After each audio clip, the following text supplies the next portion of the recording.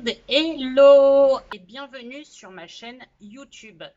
Aujourd'hui, je vais vous faire une première vidéo où je vais vous raconter un petit peu mon histoire, pourquoi aujourd'hui je vous fais une vidéo et pourquoi j'ai voulu ouvrir ma chaîne. Alors, comme je vous ai dit, c'est ma première vidéo sur YouTube. Je vais vous présenter un petit peu mon parcours. Je vais faire en sorte que ce soit pas trop long, barbant, comme si on était à l'école devant un tableau noir. Je m'appelle Julien. Ça fait assez longtemps que je me maquille, en fait, depuis 2007, donc depuis ma première année de fac, voire plutôt ma dernière année de terminale. Et moi, au lycée et au début de la fac, j'étais ce qu'on appelle un émo. J'étais un émo, en fait, donc avec la mèche noire sur le côté, les cheveux très noirs, et la mèche noire sur le front, un petit peu de make-up noir sur les yeux et les ongles noirs. Donc je me maquillais déjà. Je me maquillais grossièrement, mais je me maquillais déjà. Plus le temps avançait et plus j'ai vu que je m'intéressais aux cosmétiques, au make-up et aux cheveux tout au long de ma vie. Je dirais qu'entre guillemets, la seule erreur que j'ai fait dans ma vie, c'est de ne pas assouvir et ne pas assumer plutôt mes passions, que sont le make-up, les cosmétiques et le maquillage. Et la santé, bien sûr. Donc, je suis sortie du lycée, j'ai fait une première année de fac en psychologie, je ne savais pas trop ce que je voulais faire. Et puis, une fois sur deux, la première année de fac, on va plus aux soirées d'étudiants qu'à la fac. Alors, je me suis dit, je vais changer de parcours. J'ai fait du théâtre. Mais bon, pareil, la deuxième année, je ne me suis pas beaucoup investie non plus. Donc, ma première année, je n'ai pas fait grand-chose. Et j'ai découvert le monde hospitalier. Tout simplement parce que je faisais partie d'une association de bénévoles secouristes. Donc, j'ai été formée au secourisme. Et que par là, j'ai fait la connexion avec le milieu hospitalier, étant donné que dans cette association de bénévoles, je me rassois bien, il y avait pas mal d'infirmiers, d'aides-soignants, de gens qui pratiquaient des métiers paramédicaux et médicaux. Donc du coup, j'ai fait une école d'aide-soignant. Puis j'ai pratiqué comme aide-soignant et je me suis très vite rendu compte que je voulais quand même évoluer. Donc pas évoluer dans le sens où le métier d'aide-soignant n'est pas un métier, je dirais il n'y a pas de sous-métier. C'est un bon métier, on est dévoué aux autres, on doit être empathique, on prodigue des soins aux gens ou du moins on accompagne l'infirmière pour prodiguer des soins aux gens. Moi je voulais évoluer, j'ai voulu retourner à la fac et en fait très bêtement j'ai voulu faire des études supérieures. Alors, il y a eu plusieurs motifs pour lesquels j'ai voulu faire des études supérieures. Premièrement, je suis quelqu'un qui aime la recherche et j'avais soif intellectuellement. Même si j'ai, entre guillemets, raté mes 2 premières années de fac, j'ai retenté par la suite. Donc, ce que j'ai fait, c'est que j'ai retenté une année de psycho. Et en fait, c'est pas que je n'avais pas de bonnes notes ou que je ne m'investissais pas assez. C'est juste que la psycho, c'était pas fait pour moi. Donc, j'ai réfléchi. Je me suis dit, qu'est-ce qui me passionne depuis le début, depuis que je suis au collège? Qu'est-ce que je dis vouloir faire comme métier? Et finalement, ressortaient les 2 métiers que je voulais faire depuis que je suis petite. Donc, il y avait professeur de français surtout et journaliste. Et j'ai bien réfléchi, et c'est vrai qu'au collège, je faisais partie du club journal, c'est vrai que j'écrivais plutôt bien. Et alors, je me suis dit, vu que je n'ai pas le budget pour faire une école de journalisme et que j'avais 25 ans, et que je pouvais plus compter spécialement sur mes parents pour m'aider pour mes études, ils l'avaient fait lors de la première année de fac, et puis après, ils m'ont dit basta, quoi. Donc normal. Donc du coup, j'étais aide-soignant. Donc ce que je faisais, c'est qu'au début, j'allais en cours les après-midi, vu que je travaillais le matin comme aide-soignant, et je m'arrangeais avec mes collègues pour avoir l'après-midi de libre. Et du coup, j'allais à la fac en cursus information et communication. Donc cette première année, elle a été très dure. À mi-chemin, j'ai failli abandonner, puis finalement, je me suis dit non, ressaisis-toi, tu peux pas faire plusieurs années pendant plusieurs années. Et je me suis ressaisie et finalement, j'ai eu ma première année. Puis, j'ai vu qu'avoir un emploi du temps de jour et puis continuer les années de licence à la fac en information et communication, c'était difficile. Donc, j'ai demandé à avoir un poste de nuit à l'hôpital. Et du coup, je travaillais 4 nuits et la journée, j'allais en cours. Bon, j'avais quand même 4 repos après, donc ça me permettait de me reposer. Puis, à la fin de ma licence 2, j'ai fait un petit burn-out. C'est vrai que j'allais en cours la journée, je travaillais la nuit, c'était pas forcément gérable. Il y avait des périodes où je restais littéralement éveillée 4 jours en fait d'affilée, ce qui n'est pas bon pour votre organisme, même si vous êtes jeune. Donc j'ai fait un petit burn-out. Et du coup, j'ai décidé de me consacrer intégralement à la fac et de prendre à côté par la suite un petit boulot en tant que code de caisse et le week-end. Et du coup, c'était mieux. C'était mieux. Mais du coup, j'ai fait un master en communication en recherche et j'ai pu rédiger un mémoire sur la communication de la santé à l'hôpital et plus particulièrement la santé connectée, étant donné que je me suis spécialisée à travers 2 sujets à la fac, la santé et les nouvelles technologies. Donc moi, mon but, c'était de savoir en quoi les nouvelles technologies ou si les nouvelles technologies pouvaient aider les personnes hospitalisées dans le processus préventif, curatif et palliatif. Et comme je vous le disais tout à l'heure, entre-temps j'ai digressé, je suis partie sur d'autres sujets, j'ai fait aussi des études pour prouver au monde entier, pour prouver au monde qui m'entourait que je pouvais faire des études supérieures. J'avais besoin de prouver à mes parents que je pouvais le faire et j'avais besoin de prouver au reste du monde que je pouvais le faire aussi. On ne sort pas les mouchoirs, mais j'ai vécu le harcèlement scolaire à l'école, au collège. Ça a été une période difficile de ma vie quand j'ai été en CM1, quand j'avais 9 ans. J'ai un camarade qui m'a pris en grippe et qui n'arrêtait pas de me traiter de fille, qui disait que je parlais comme une fille, que j'avais des manières de fille. Ça ne m'a pas aidée du tout. Ça m'a même traumatisée. Et par la suite, au collège, bon, il y avait toujours des gens qui se moquaient un peu de moi. Au collège, j'étais un petit peu gros, j'avais une voix fluette, j'étais très sensible. Donc, du coup, j'étais une victime au collège. J'ai vraiment vécu le harcèlement. Et j'ai aussi vécu, non pas les gens qui harcèlent, mais les gens qui sont témoins, qui ne sont pas spécialement méchants, mais qui ne disent rien. Voilà, donc je l'ai très mal vécu. Et donc, je sais que ce n'est pas forcément une bonne façon de penser, mais quand on est jeune, on ne réfléchit pas forcément avant de faire ou de dire des choses. Et du coup, j'ai voulu faire des études pour montrer à ces personnes que moi, j'allais avoir des diplômes et que j'allais être, entre guillemets, supérieure à eux. En sachant qu'il n'y a pas de sous-métier, mais j'ai voulu prouver à ces personnes, indirectement ou directement, j'ai voulu leur prouver, vous m'avez embêté toute mon enfance, moi je vais faire des études et je vais avoir des diplômes que vous n'aurez pas. Donc c'est là qu'on en vient au make-up et à la coiffure, c'est-à-dire que j'ai toujours été plus ou moins intéressée par ces 2 sujets et j'ai énormément changé d'apparence entre la fin de mon adolescence et durant l'âge adulte. Et c'est très récemment que je me suis rendu compte, c'est cette année, en 2020, que je me suis rendu compte que le make-up et la coiffure, c'était une passion que je n'avais jamais assumée. Tout simplement pourquoi? Parce que je suis homosexuelle, je suis gay et j'ai une voix très efféminée. Au téléphone, on m'appelle madame.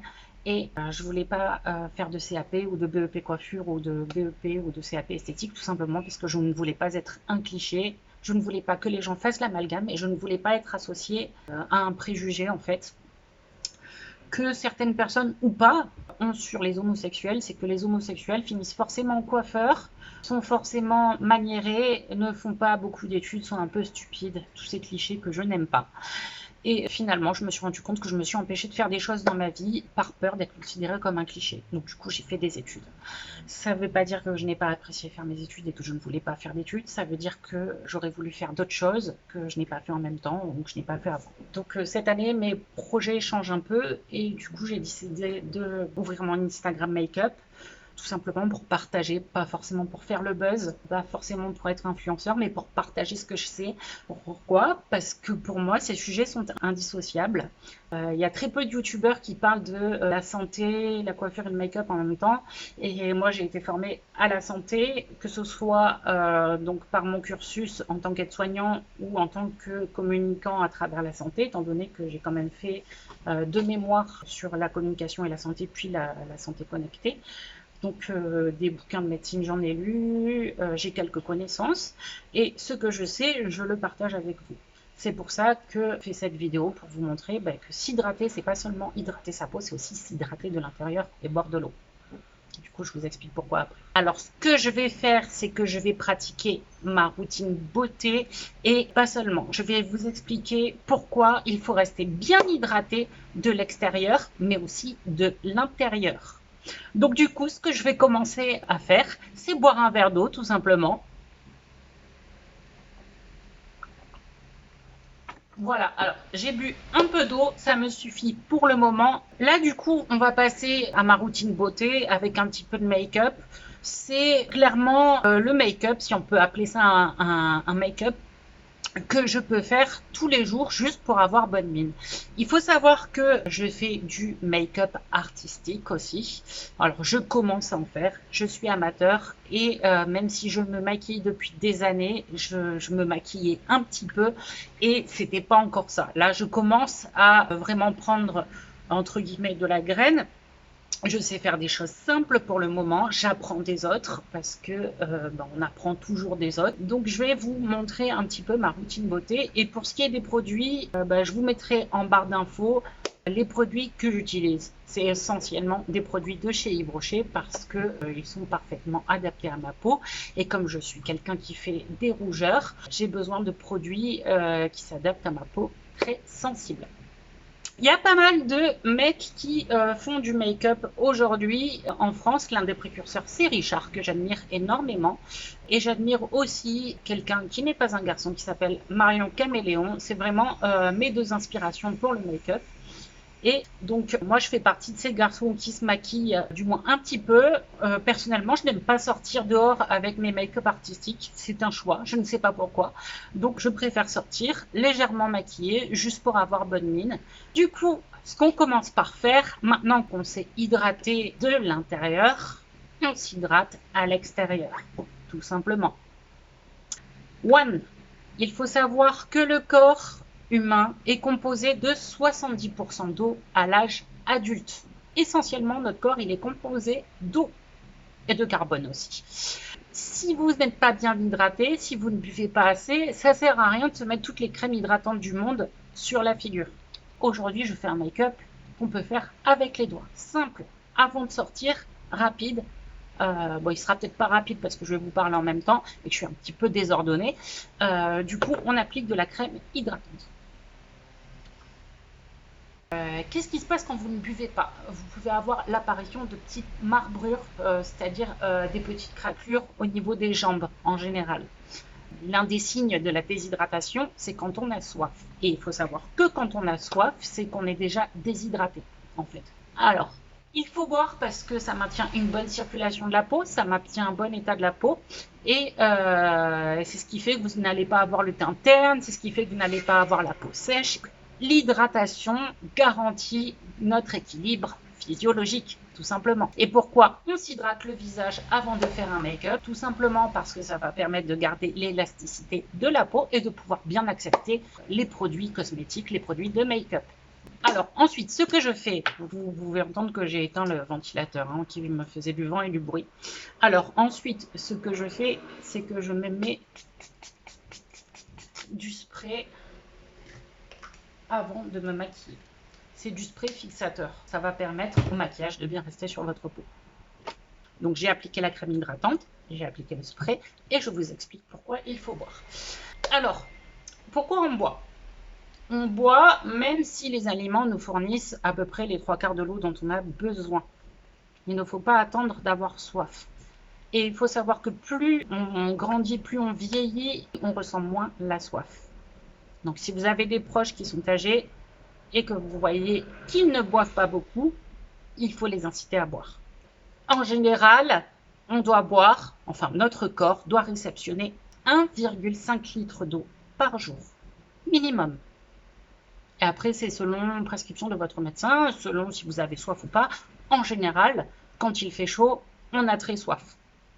On peut facilement atteindre les 2,5-3 litres d'eau par jour. Il faut savoir qu'aujourd'hui, la moitié de la population n'atteint pas le seuil qu'il devrait atteindre en termes d'hydratation. Donc, hydratez-vous.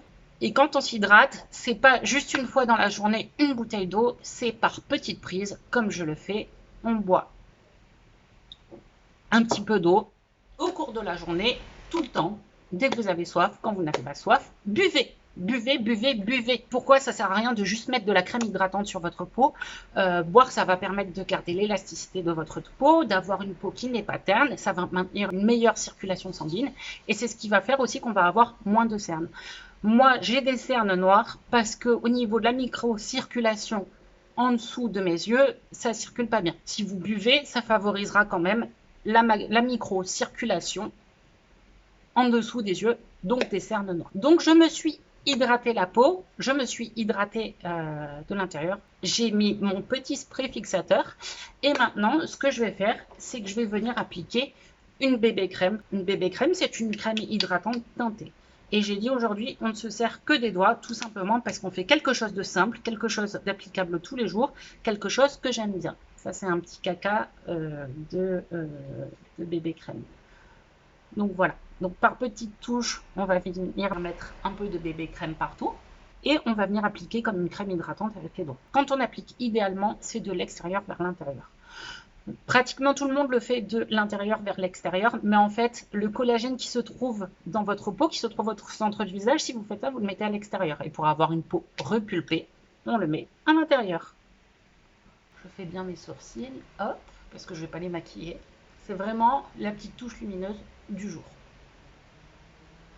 Donc, ensuite, ce qu'on va faire, moi j'ai des cernes noires. Alors, ce que je vais venir faire, c'est mettre un petit peu de stick jaune ocre sous mes yeux.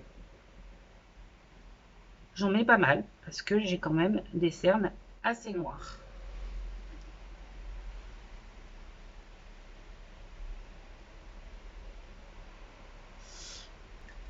On va commencer à tapoter avec les doigts. On tapote, on n'étale pas. Là, le but, c'est vraiment de bien garder la matière à l'endroit où elle doit se trouver.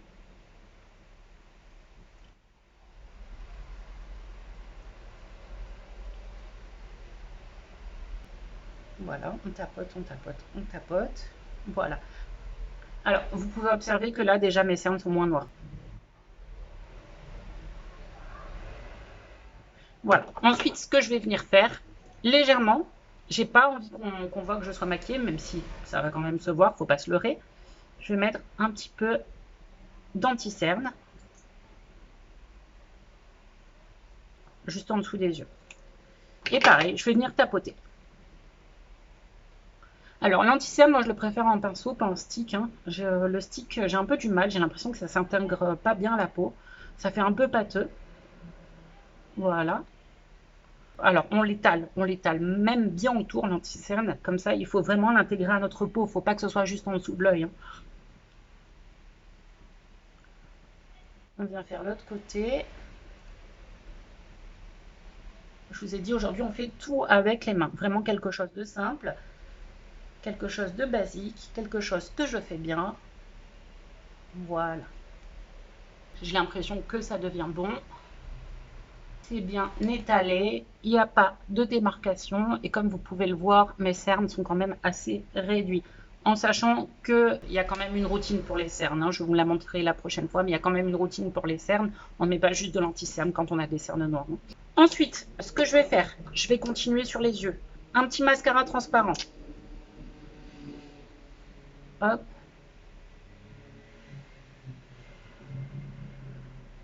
J'en mets vraiment juste au-dessus. Le but, c'est pas de faire en sorte de voir le mascara, c'est juste d'avoir des beaux cils, tout simplement, bien séparés. Donc, j'utilise un petit mascara transparent.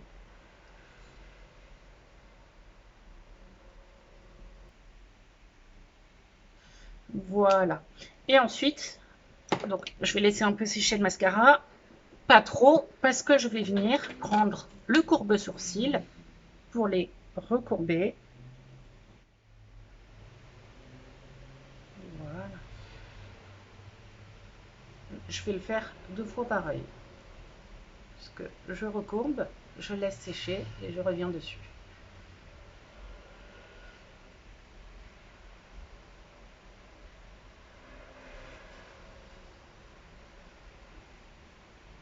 Ensuite, ce que je vais faire, c'est que je vais venir appliquer sur mes joues un fard à joues en crème. Voilà. Alors, je vais faire 2 petits ronds comme Pikachu, déjà pour commencer. Et ensuite, je vais venir l'étaler, tout simplement.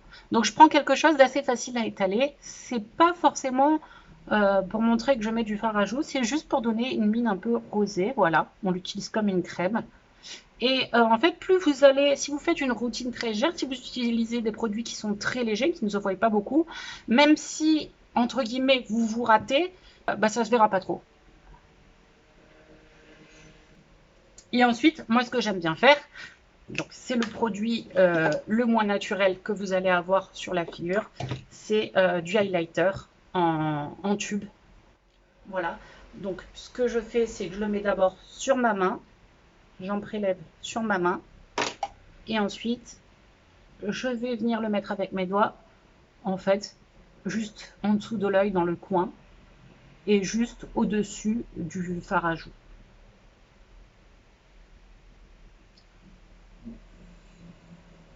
Ça, c'est vraiment le truc, je m'en fiche, j'aime bien que ça se voit. Donc, j'en mets quand même.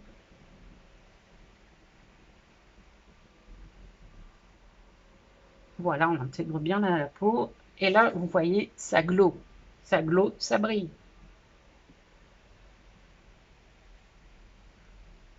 Pareil, là, c'est très léger, c'est pas grave si vous le mettez pas enfin, de manière symétrique. Hein. Voilà, et avec ce qui reste, je vais venir le mettre sur l'arête du nez. Voilà, ça va faire briller le nez, mais surtout, ça va donner une illusion de nez un peu plus fin.